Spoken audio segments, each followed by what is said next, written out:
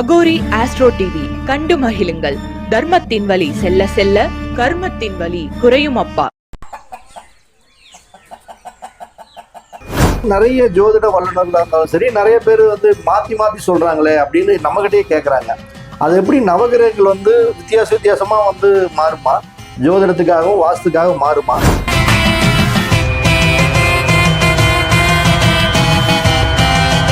ஒருத்தர் கடன் ஆகிறாங்கன்னாவே ரெண்டு திசை மெயினான திசை. என்ன திசை? தென்மேற்கு திசை, வடகிழக்கு திசை. திருச்செந்தூர் முருகன் ஆசியோடு எல்லோரும் நலமுடன் வாழ நவகிரகங்களையும் பஞ்சபூதங்களையும் வணங்கி சரவணபவ பரணி பாரதியின் அன்பான இனிய வணக்கம். இப்ப சராசரி எல்லாத்தும் கேட்கக்கூடிய ஒரே கேள்வி என்னன்னா, இந்த கடனுக்காக வீட்டை வைக்கிறது, வாஸ்துப்படி கடன் ஆகுது அப்படின்னாவே வீட்டை எந்த மாதிரி வீட்டை கட்டுனா அவங்க கடன் ஆகிறதுக்கு உண்டான வாய்ப்புகள் இருக்குது அப்படின்னு நிறைய பேர் கமெண்ட் பாக்ஸ்லையும் சரி, பொதுவாக நம்மகிட்ட நிறைய பேர் ஃபோன் பண்ணி கேட்குறாங்க. சார், நான் வீட்டை கட்டினதுக்கு அப்புறம் தான் நான் கடன்காரன் ஆகிட்டேன், அது வரைக்கும் ஓரளவுக்கு நல்ல செல்வாக்காக தான் இருந்தேன் அப்படிங்கிற மாதிரி கேட்குறாங்க. இது என்ன அப்படிங்கிறது அவங்களுடைய தாட்டு. பொதுவாக நீங்கள் எல்லாருமே புரிஞ்சுக்கணும், இந்த நவகிரகங்களும் 12 ராசிகளின் அடிப்படையில தான் வீடா இருந்தாலும் ஜோதிடமா இருந்தாலும் இயங்கும். அதுல நல்லா புரிஞ்சுக்கணும். இதுலயே நிறைய பேர்த்துக்கு ஒரு குழப்பம். நவகிரகங்களுடைய திசைகளை ஒவ்வொருத்தரும் ஒவ்வொரு விதமா சொல்றாங்க. ஆனா நவகிரகங்கள் பர்டிகுலரா ஒரு இடத்துல இருக்குது அப்படின்னா, அதாவது கால விதானம் நிர்ணயம் செய்து இந்தந்த மூலையில கிழக்கு இந்திரன், மேற்கு வருணன், தெற்கு யமன் இது அப்படிங்கிறது பஞ்சபூதத்துல. ஆனா அந்த நவகிரகங்கள்ல நம்மளுக்கு தெரியும், எல்லாத்துக்குமே தெரியும். அந்த கோயிலில் போய் பார்த்தீங்கன்னா தெரியும், பிரம்மஸ்தானில் சூரியன் இருப்பார், கிழக்கில் சுக்கரன் இருப்பார், மேற்கில் சனி இருப்பார், தெற்கில் செவ்வாய் இருப்பார், வடக்கில் குரு இருப்பார், தென்கிழக்கில் சந்திரன் இருப்பார், வடகிழக்கில் புதன் இருப்பார், தென்மேற்கில் ராகு, வடமேற்கில் கேது. இதுதான் மாறும், இதுதான் கரெக்டாக இருக்கும். ஆனால் நிறைய ஜோதிட வல்லுநர்களாக இருந்தாலும் சரி, நிறைய பேர் மாற்றி மாற்றி சொல்கிறாங்களே அப்படின்னு நம்மகிட்டயே கேட்குறாங்க. அது எப்படி நவகிரகங்கள் வித்தியாசமா மாறுமா? ஜோதிடத்துக்காகவும் வாஸ்துக்காக மாறுமா? அப்படியெல்லாம் மாறுறதுக்கு வாய்ப்பே 100% கிடையவே கிடையாது. நவகிரகங்களுடைய பிக்சடு திசை இந்த மூலைனா அந்த கிரகத்துக்கு உண்டான திசைகள் அதுதான், அதுல மாற்றமே இல்லை. அதுல எந்த ஒரு நம்ம மாற்றம் நேயர்கள் நினைக்கவே வேணாம்.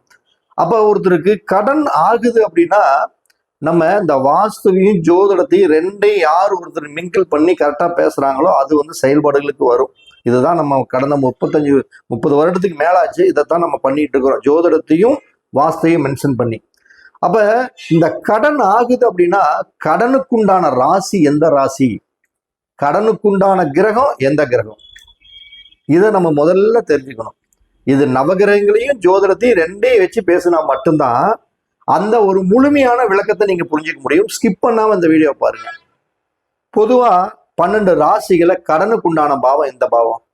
அது காலச்சக்கரத்துல 6வது ராசியான கன்னி ராசி அப்படிங்கிறது தான் கடனுக்குண்டான பாவம், 6ஆம் பாவம். அப்ப அந்த கன்னி ராசிக்கு உண்டான திசை என்ன திசை அப்படின்னா, தென்மேற்கு திசைங்கிறது தான் கன்னி ராசிக்கு உண்டான திசை. அடுத்தது பாத்தீங்கன்னா, கிரகங்கள்ல கடனுக்குண்டான கிரகம் எது அப்படின்னு கேட்டீங்கன்னா, புதன் தான் கடனுக்குண்டான கிரகமே. அவர் தான்.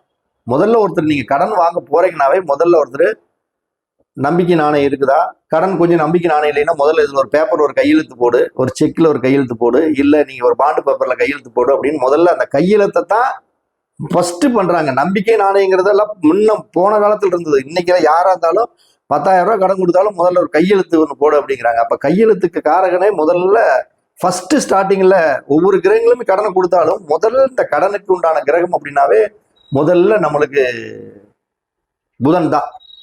திசையில தென்மேற்கு திசை தான். அப்ப இந்த புதனுக்கு உண்டான நவகிரகங்கள் எங்க இருக்குது அப்படின்னு நம்ம பார்க்கணும்.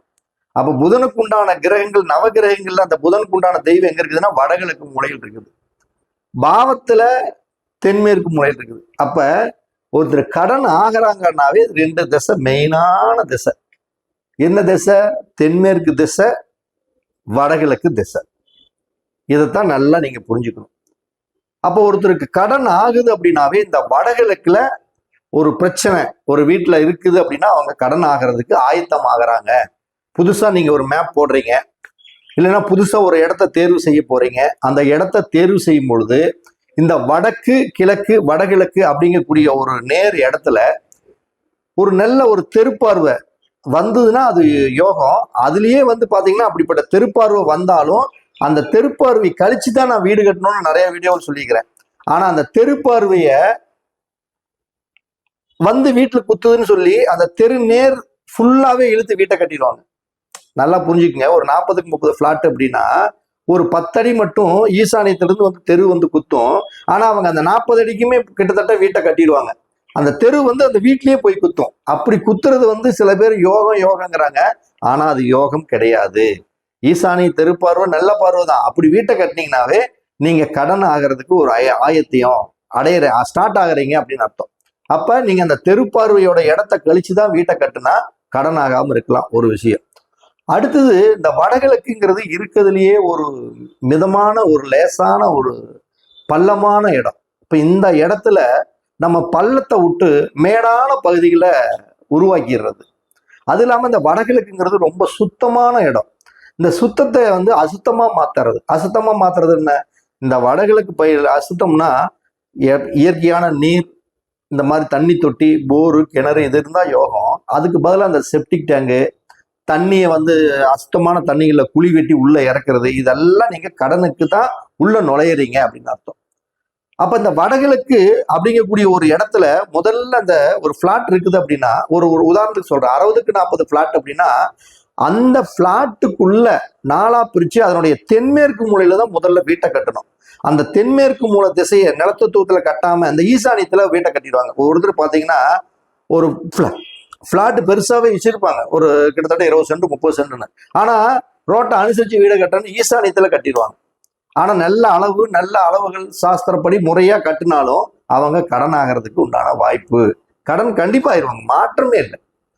பசங்க தலையெடுத்ததுக்கு அப்புறம் எல்லாமே பொருள் விரயமாயிட்டே இருக்கும். அப்ப இந்த ஈசானியத்துல படிக்கட்டு முதல்ல அமைச்சிருது. இந்த ஈசானியத்துல படிக்கட்டு அமைச்சாவே நீங்க வாழ்க்கையில தலையில ஒரு பெரிய சுமைய அமைக்கிறீங்கன்னு அர்த்தம். அப்ப ஈசானியத்துல இந்த படிக்கட்டு அமைக்கும் பொழுது நிச்சயமாக கடன் பாதிப்பு தலையில அதிகமா ஏறி உட்கார்ந்து கடனை கட்ட முடியாம நாணயம் கெட்டு போய், ஒரு மதிப்பு கெட்டு போய், மரியாதை கெட்டு போய் உங்களுடைய வாழ்க்கையில பிரச்சனை கொடுக்கும். வடகிழக்குல இந்த வடக்கு கிழக்கு கூட பகுதியில அதிக காலி இடம் இல்லாம அப்படியே வீட்டை அணைச்சு ரோட்டை ஒட்டியே ஒரு 3 அடி 4 அடி வச்சு வீட்டை அப்படியே கட்டிட்டு கொஞ்சம் பின்னாடி பாத்தீங்கன்னா தெற்கு வேட்டில எல்லாம் கொஞ்சம் காலி இடம் இருக்கிற மாதிரி இருக்கும். அப்படியெல்லாம் இருந்ததுனாவே வடக்கு கிழக்கு அதிக ஓப்பன் இல்லாம, அதிக காலி இடம் இல்லாம, அதிக உயரமான வளர்ச்சியான மரங்களை இது மாதிரி எல்லாம் வச்சு தடுக்கும் பொழுது கடன் ஆட்டோமேட்டிக்கா உங்களை தேடி வர்றதுக்கு ஒரு வாய்ப்பு. இது எல்லாமே நீங்களா கடனுக்கு ரூட்டை கிளியரன்ஸ் பண்ணி கொடுக்குறீங்க. கடன் வரட்டும் அப்படிங்கிறதுக்காக ரூட்டை கிளியரன்ஸ் பண்ணி கொடுக்குறீங்க. இதுதான் ஒரு மெயினான விஷயம். அதே மாதிரி பாத்தீங்கன்னா அதற்கு நேர் எதிர் திசை அப்படிங்கிறது நம்மளுக்கு எப்பயுமே தென்மேற்கு மூல திசை. இந்த தென்மேற்கு மூல திசையில தெரு தாக்கம் குத்துறது. அது தென்மேற்கு மூலையில தெற்கு பார்த்து ஒரு தெரு குத்துனாலும் சரி, அதே மாதிரி மேற்குல இருந்து ஒரு தெரு தென்மேற்கு மூலை குத்துனாலும் சரி, கேரண்டியா எழுதி வச்சுக்கோங்க, நீங்க கடன் ஆகிறதுக்கு பிளாட் வாங்கும் பொழுது நீங்க கடன் ஆக போறீங்க இனிமேல் அப்படின்னு தெரிஞ்சுக்கலாம். இந்த தென்மேற்கு மூலையில வீட்டை முதல்ல கட்டணும். அந்த நிலத்தை தூங்குறக்கூடிய அந்த இடமே தென்மேற்கு மூலையில, அங்கதான் வீட்டை கட்டணும். அப்ப அந்த இடத்துல வீட்டை கட்டும் பொழுது உங்களுக்கு ஒரு சுபிச்சம் கிடைக்கும். ஆனா அந்த இடத்துல தெரு குத்தாத மாதிரி இருக்கணும். அப்ப இந்த தென்மேற்கு மூலையை எக்காரணத்தை கொண்டு நீங்க பள்ளம் பண்ணக்கூடாது. அந்த தென்மேற்கு மூலையில கிட்டத்தட்ட உயரமான மரங்களை எவ்வளவு வேணுமாலும் வச்சு வளர்த்தலாம். ஆனா தென்மேற்கு மூலையில அந்த செப்டிக் டேங்க் ஒண்ணு போட்டுட்டாலும் சரி, தென்மேற்கு மூலையில அந்த நிலத்தொட்டிங்கிறது ஒண்ணு போட்டுட்டாலுமே கண்டிப்பா அந்த வீட்டில் இருக்கக்கூடிய ஒரு ஆணா இருக்கட்டும், கண்டிப்பா ஒரு வாழ்க்கை வழி தவறி செல்லக்கூடிய போதை பழக்க வழக்கங்கள், தவறான பழக்க வழக்கங்கள், இதுக்கெல்லாமே அவங்க நல்லா இருந்தாலுமே அந்த இடத்துல இருக்கக்கூடிய அதிபதியான ராகு பகவான் உங்களை இழுத்துக்கிட்டு போயிடும். எப்படியோ ஒண்ணு சேர்க்கை மூலம் தேவையில்லாம கடன் ரீதியான ஒரு சேர்க்கை கொண்டு போய் அதன் மூலம் கடன் ஆகிறதுக்கு நிறைய வாய்ப்பு இருக்கு. அப்ப தென்மேற்கு மூலையை கரெக்டா ஹேண்டில் பண்ணணும். இந்த தென்மேற்கு மூலையில தான் இந்த தெற்கு பார்த்த வீட்டுக்கு மேற்கு பார்த்த வீட்டுக்கு உள்ள நுழையிறதுக்கு இந்த ராஜ நிலவுங்க அப்படிங்கக்கூடிய அந்த தலைவாசலை வச்சிருது. அப்படி தலைவாசலை வச்சுட்டாவே முடிஞ்சது, சோழி சுத்தம். கண்டிப்பா அந்த வீட்டை கடனுக்காக நீங்க வித்துட்டு வரணும். கடைசியில சங்கடங்கள், தோல்வி, அசிங்கம், அவமானம், நல்லா வாழ்ந்த ஃபேமிலி இப்படி ஆயிட்டாங்களே அப்படிங்கக்கூடிய அளவுக்கு உங்களுக்கு ஒரு மன கஷ்டத்தையும் மன வருத்தத்தையும் கொடுத்துரும். அதே மாதிரி பாத்தீங்கன்னா அந்த தென்மேற்கு மூலை அப்படிங்கக்கூடிய அந்த இடத்துல எக்காரணத்தை கொண்டும் படுக்கை அறையத்தான் அமைக்கணுமே தவிர அதை விட்டுட்டு தேவையில்லாத ஒரு லெட்டின் பாத்ரூம் அமைக்கிறது, இதெல்லாம் மிகப்பெரிய ஒரு தவறு. தென்மேற்கு மூலையில லெட்டின் பாத்ரூம் அமைச்சாலும் அந்த இடத்துல ஒரு தருத்தனம் தாண்டவம் ஆடும், கடன் ரீதியான பாதிப்பு கொடுக்கும். அப்ப உங்க வீட்டை கடன் இல்லாம இருக்கணும்னா, அதாவது எல்லா மூலையும் நம்ம சரியா பார்க்கணும், அதுல மாற்றமே இல்லை. ஆனா வாஸ்துப்படி கடன் அப்படிங்கிற விஷயத்துக்கு அதிகம் உள்ள நுழையிறாங்க.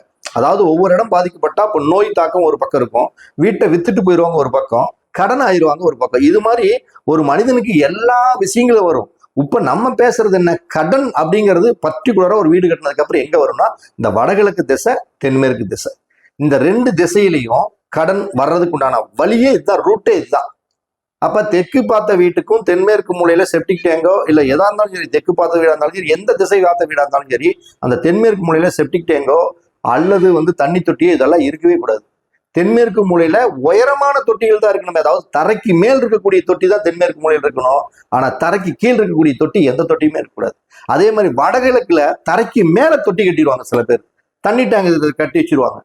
தரைக்கு கீழே தான் வடகிழக்குல தண்ணி தொட்டி இருக்கணும், போர் இருக்கணும், கிணறு இருக்கணும். அதை விட்டு மேல தண்ணி தொட்டி, ஈசானியத்தில் தண்ணி தொட்டி இருக்கணுங்கிறது ஈசானிய மூலையில தொட்டி தரைக்கு மேல கட்டி வச்சிருது. இது எல்லாமே கடன் உங்களுக்கு தன்னப்பால சேர்ந்து வரும்.